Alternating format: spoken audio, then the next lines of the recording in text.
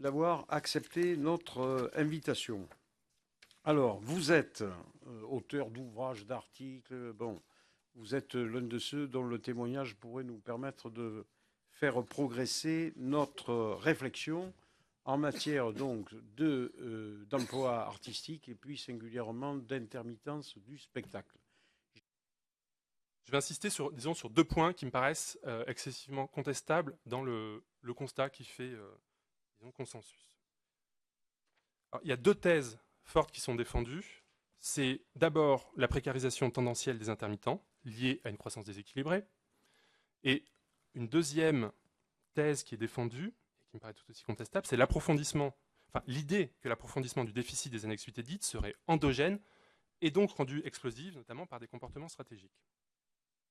Souvent, ces deux idées font système, puisqu'on a une sorte de cercle vicieux, dans lequel on dit qu'il y a trop d'intermittents qui se présentent sur le marché du travail, qui sont prêts à travailler à n'importe quelle condition, que ça aboutit à une croissance déséquilibrée, puisque les effectifs croissent toujours plus vite que la masse salariale, que du coup, chacun se précarise, le salaire moyen diminue, et que du coup, on se reporte sur l'assurance chômage, et que du coup, l'assurance chômage, d'une part, on a une aggravation du ratio allocation-cotisation, et d'autre part, on maintient sur le marché du travail un trop grand nombre d'intermittents qui auraient eu vocation à être évincés s'il n'y avait pas ce système.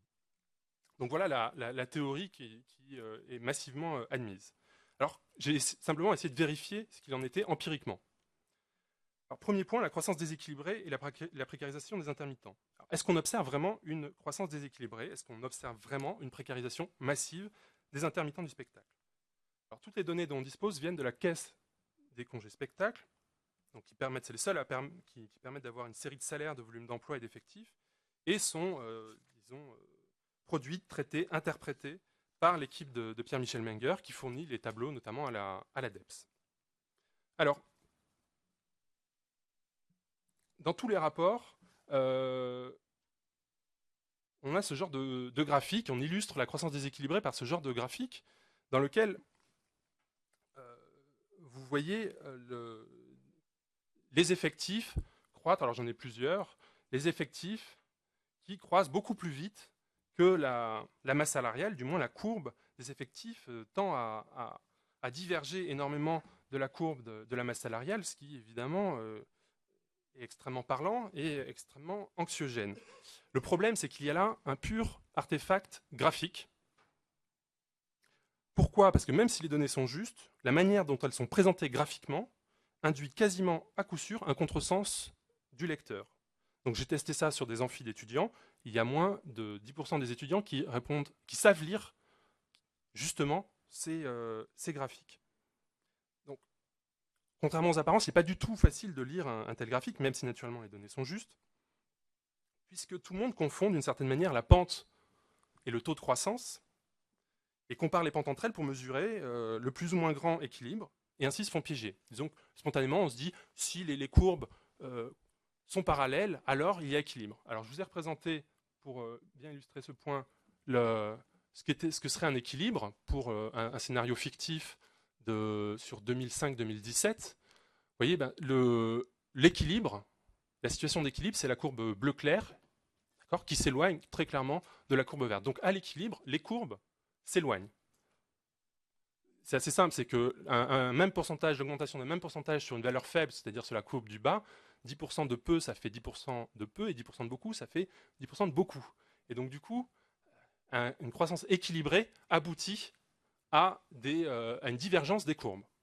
Alors le plus simple, c'est simplement pour mesurer ça, et ce n'est jamais fait, on se demande bien pourquoi, c'est de mesurer le salaire moyen lui-même. Donc avec exactement les mêmes données, je vous ai représenté la croissance déséquilibrée et les salaires moyens des intermittents, donc c'est exactement les mêmes données, de 1994 à 2007. Le moins qu'on puisse dire, c'est qu'il n'y a pas de croissance déséquilibrée, c'est que la courbe est totalement plate, donc que les salaires moyens des intermittents sont exactement les mêmes données, représentées graphiquement autrement, sont totalement plates. Donc il n'y a pas, on n'observe pas, ce sont exactement les mêmes données. Donc elles sont en euros. En euros, là j'ai mis en euros 2007. Donc c'est effectivement en constant. Enfin, donc il n'y a pas de problème de données, c'est exactement les mêmes chiffres. Ici et ici, ce sont les mêmes données. Les mêmes chiffres qui sont représentés graphiquement différemment. D'accord? Donc, pourquoi dit-on que en tout, il y a une baisse du salaire? C'est que, je vous ai mis aussi la période qui précède, effectivement, on observe une baisse des salaires entre 89 et 93.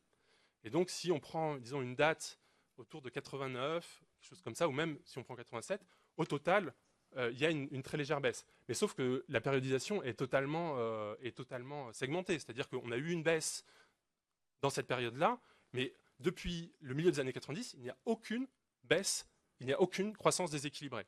Donc ça, c'est quand même quelque chose qui est excessivement important, puisque c'est sur ce constat faux que s'est construit le consensus qui a mené aux réformes de 2003.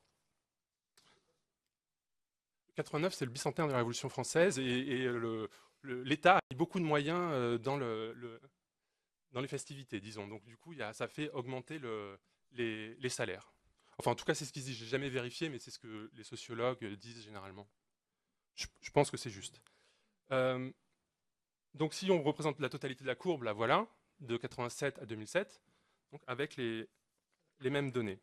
Donc une seule chose, mais j'ai peut-être pas le temps de l'expliquer, c'est aussi que la baisse et la précarisation dans la première période correspond en réalité non pas à une précarisation des intermittents, à une baisse des salaires, mais à l'intégration des parties les plus précaires des intermittents dans le champ de la caisse des congés spectacles.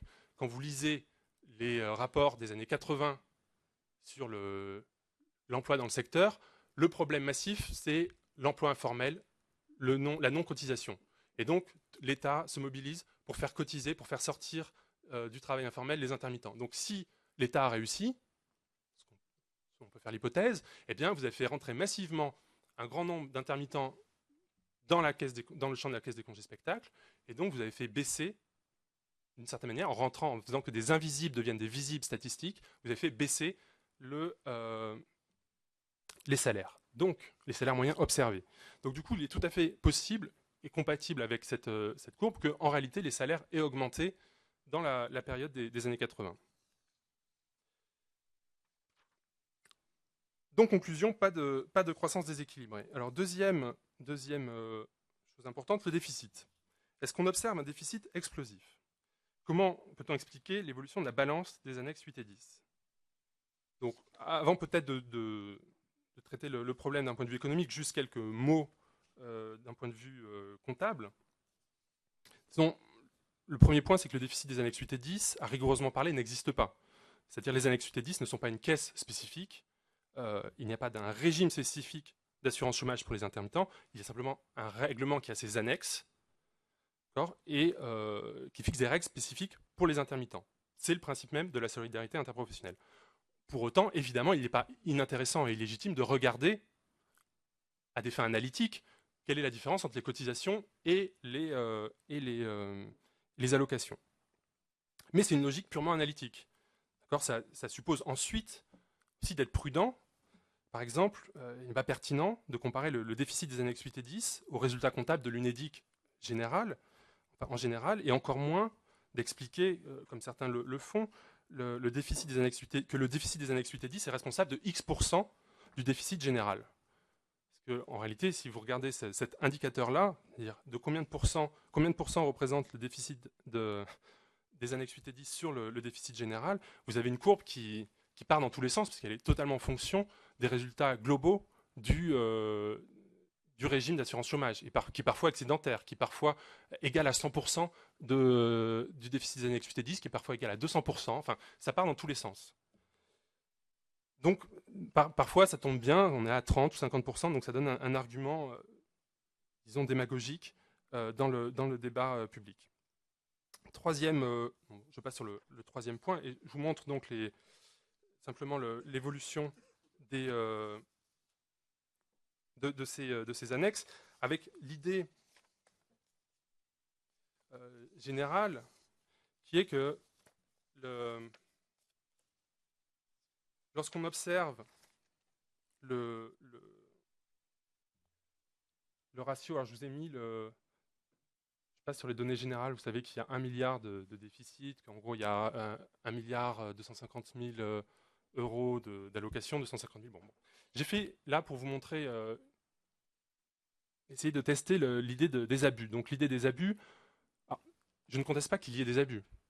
La question, qui n'est pas morale mais qui est économique, c'est de dire est-ce que les abus, les stratégies ont un effet ou pas sur le déficit des annexes 8 et 10. Donc, et est-ce que l'histoire des annexes 8 et 10, c'est l'histoire de personnes qui petit à petit auraient chacun disons, grappillé de plus en plus sur l'assurance chômage. Quand on regarde les chiffres, donc pour ça, j'ai regardé combien coûtait d'une certaine manière un intermittent à chaque date. S'il y avait une progression des comportements stratégiques, des abus, eh bien, on observerait une montée en puissance, c'est-à-dire la part dans le budget de chacun des astédiques serait de plus en plus forte. Donc je vous ai mis là les prestations rapportées, donc c'est quelque chose de très simple, hein, c'est les données publiées par l'UNEDIC. J'ai mis les prestations, donc les allocations rapportées aux effectifs indemnisés au 31-12. Donc c'est une manière de mesurer, disons, combien chaque intermittent a comme prestation. Et vous voyez de 83 à 2003 une courbe qui est très plate. Autrement dit, un intermittent, à quelques exceptions près, quelques dates qui font un peu exception, un intermittent ne coûte guère plus cher en 2003 qu'en 83 ou qu'en 93.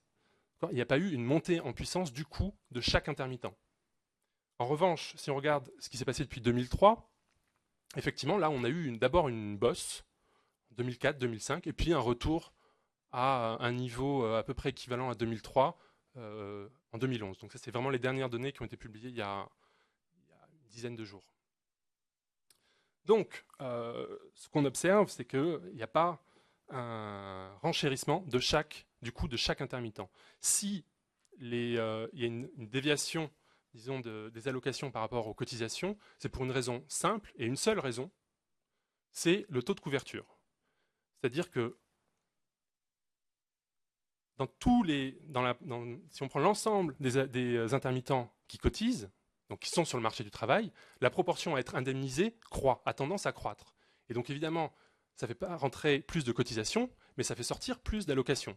Donc c'est comme ça qu'il faut expliquer le chemin que prennent les déficits des annexes 8 et 10. C'est simplement parce qu'il y a plus d'intermittents, parmi les intermittents, il y a plus d'intermittents qui parviennent à passer au-dessus de la barre des 507 heures. Et pas pour des raisons stratégiques, etc. Voilà, je crois que je vais m'arrêter sur ce point. Si on peut rebondir. Donc finalement,